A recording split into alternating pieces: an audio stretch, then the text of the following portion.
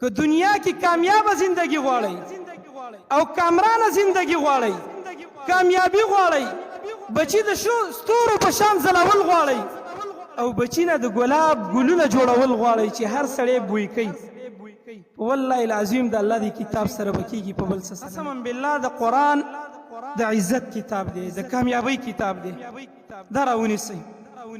محمد رسول الله صلی الله علیه وسلم فرمایي ان الله يرفع بهذا الكتاب اقواما.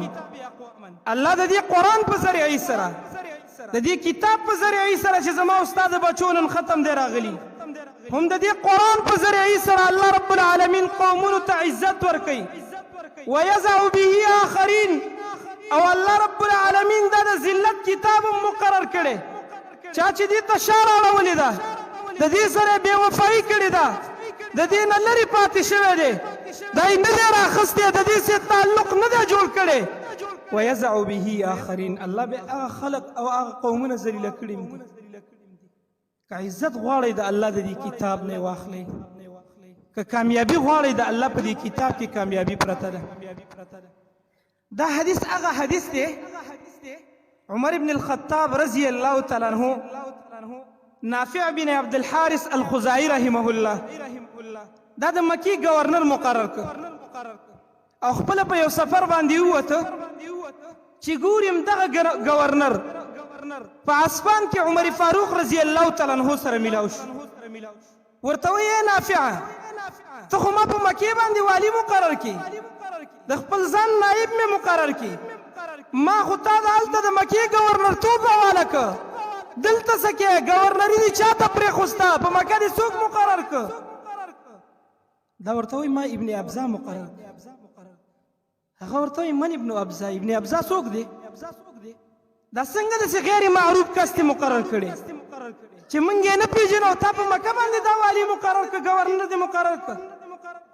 دا ورته وایي مولا من موالینا، زمونږ د غلامانو نه یو غلام دی.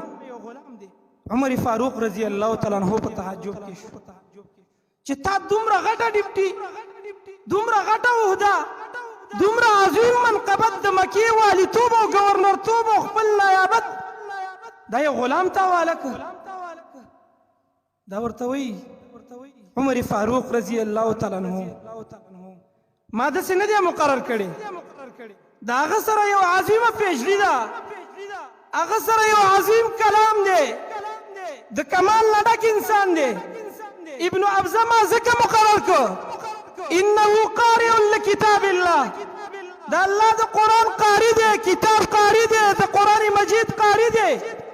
وعالم بالفرائض، او د علم المیراث علم دی ورسره، د میراث په مسلو باندې ښه پوهېږي، ځکه مې مقرر کړ.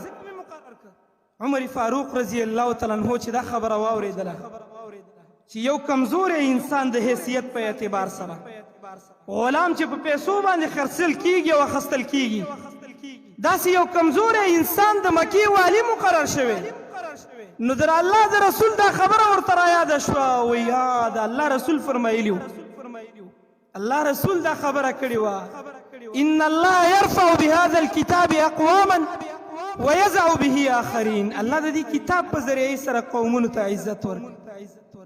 که دې غلام ته الله نن عزت ورکړي، دا د مکې والی مقرر دی، دا د مکې گورنر مقرر دی، دا صرف یو شی دی، د هغې وجې نه دا د مکې والی مقرر شوی چې د سره د الله د کتاب علم، د دې د وجې نه دې غلام ته الله په دې دنیا کې کامیابي نور څه شی همدغه یې که نه چې یاره ته مشر شي د الله د کتاب د وجې نه، تا ته مشري میلاو شي او غټ غټ صحابه کرام ستانه ماتحت او غټ غټ تابعین د تانه ماتحت په مکه کې ژوند کوي او ته د هغوی مشري کې، دا سعادت دی که نه دی؟ کامیابي ده که نه ده؟ دې غلام ته دا کامیابي د الله د کتاب د وجې نه میلاو شوې وه، په والله العظیم د دې قرآن د وجې نه میلاو شوې وه.